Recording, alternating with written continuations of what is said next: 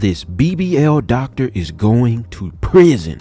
People, what up? What's good? It's your boy TwoCentz, man. Y'all heard that properly, you guys. And as you already know, man, we got another BBL topic. Wouldn't be a TwoCentz, right? It wouldn't be this YouTube channel if we didn't talk about cheeks at least once a week. We didn't talk about BBLs at least once a week. Shout outs to Tozy, man. He gonna be breaking down the news. It seems pretty foolish, but all jokes aside, man, you know, to be playing with people's lives like this, because obviously even if you certified in BBLology or whatever you want to call it, you know, women or whoever's getting it, I don't think any men are getting these, but you know, there's the likelihood that you die when you get a BBL, right? So to be playing with people's lives and being out here being a fake doctor is wild. But let's get into the news, man.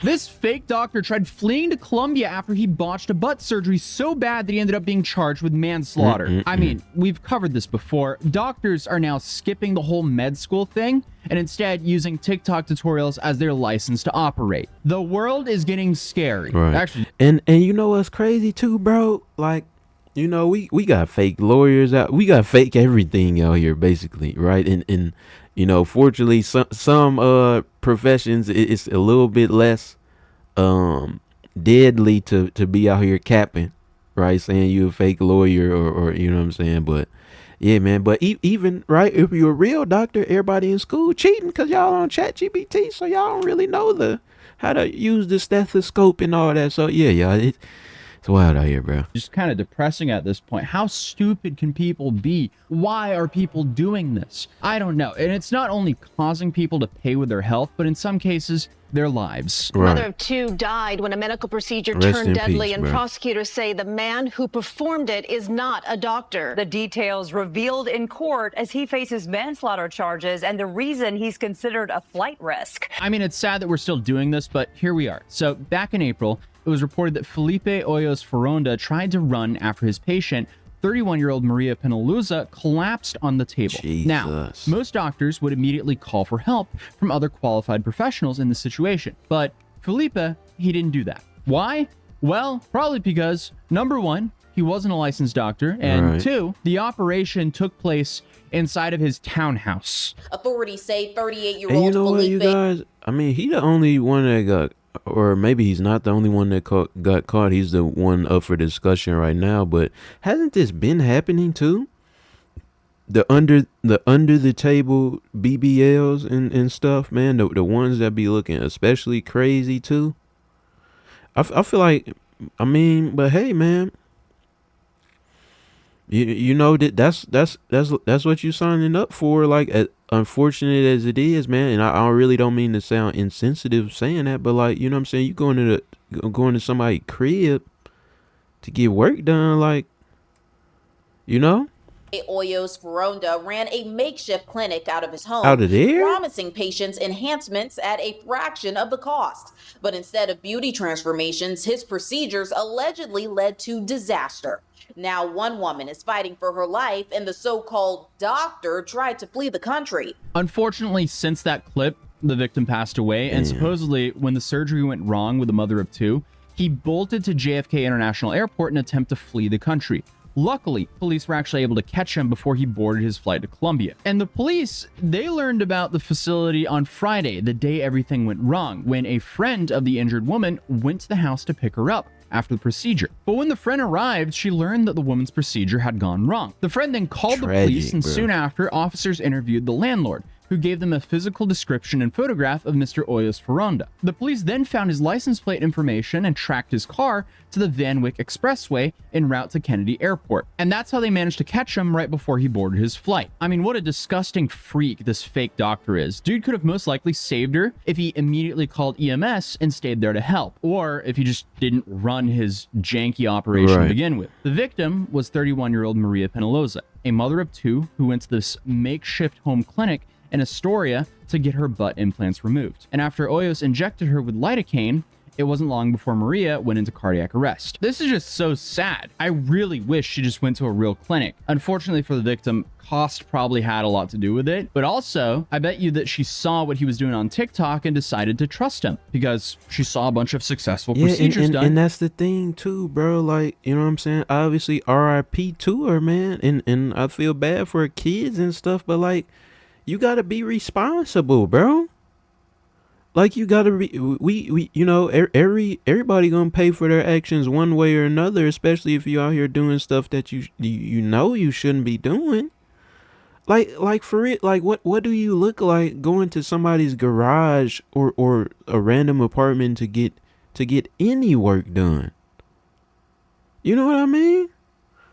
It's crazy. On TikTok, because the craziest part of this whole thing is that Hoyos wasn't exactly hiding his illegal practice up until this point. In fact, he was actually advertising his work all over TikTok. He had countless videos of him leaning over women on massage tables, promising a safe and painless method to sculpt your glutes with his machine. And if that didn't convince you, he also offered $450 Botox parties. Now, I have no idea what a Botox party entails, but I'm assuming it's a happy hour with needles. Like, imagine cash apping $450 to a surgeon to not only being told to meet him in his small apartment, but you also walk into him blasting Bad Bunny and loading up someone with anesthetics why you gotta have Bad Bunny on?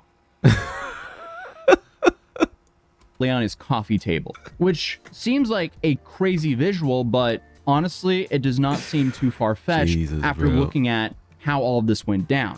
In court, prosecutors said the business was word of mouth. Her friend told her dad to go to him because he was a good doctor. So she didn't realize he wasn't a doctor?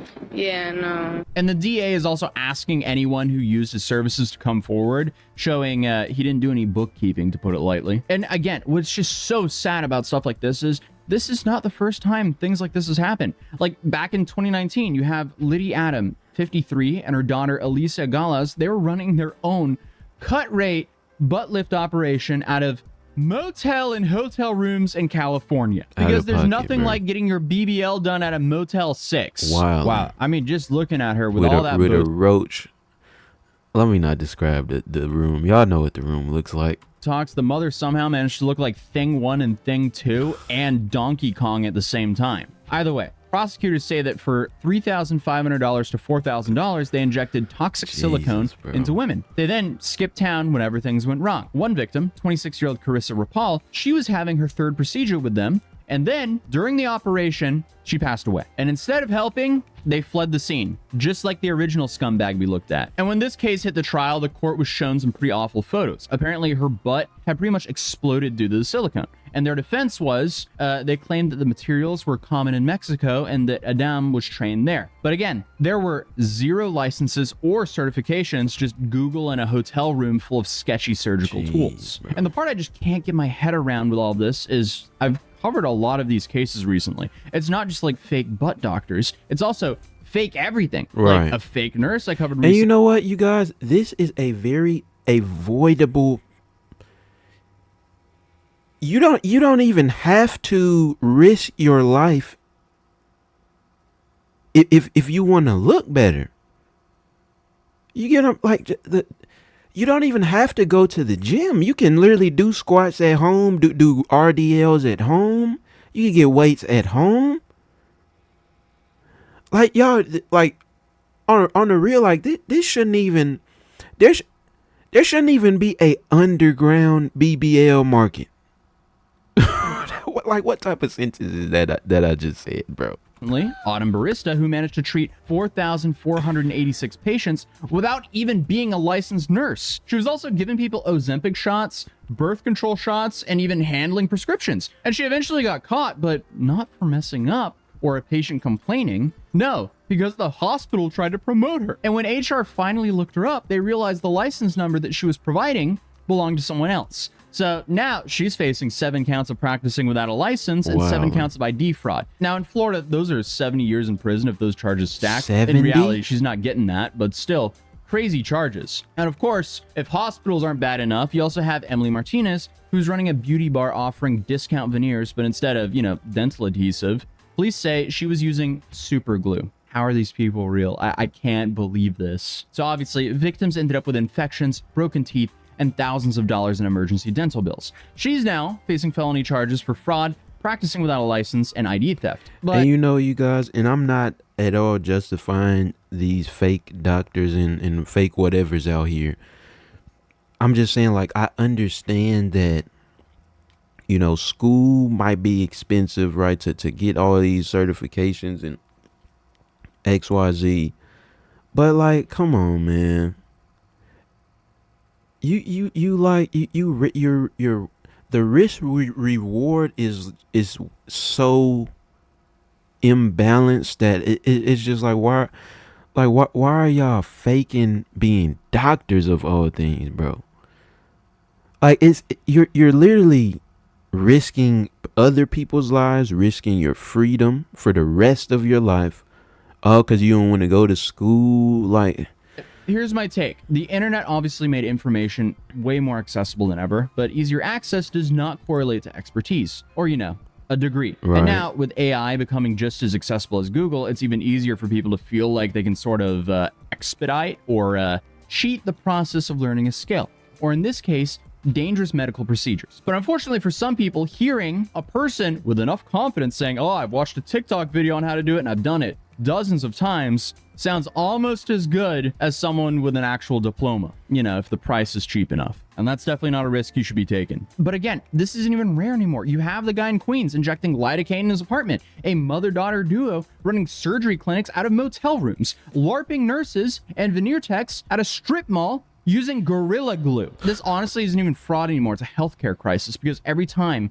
one of these scams slips through, real people pay with their health, their savings, and their lives. I think what's really tripping me up here is that most of these people weren't caught because of the system working. It wasn't really flagged by background checks or licensing boards. They were caught because someone got hurt or lost their life. The system failed, and it was unfortunately only then that people noticed. So yeah, fake butt surgeons, fake nurses, fake veneer techs, don't trust medical professionals who operate out of apartments or hotel rooms. Strip malls can be okay, but I'd be lying if I wasn't at least a little bit sketched out. So please stay safe, ask for credentials, and if your doctor is advertising $450 Botox parties on TikTok, run away. Don't do it. But hey, the other day, so many of you guys actually ended up grabbing the free samples of gamer subs. They went out. Shout outs to Tozy for the video, man. Now, I understand what he's saying, like, check for credentials if you're trying to get work done, or don't get work done, man. Like, comment, or subscribe. It's your boy TwoCentz, man. Say it with me. TCZ. We out.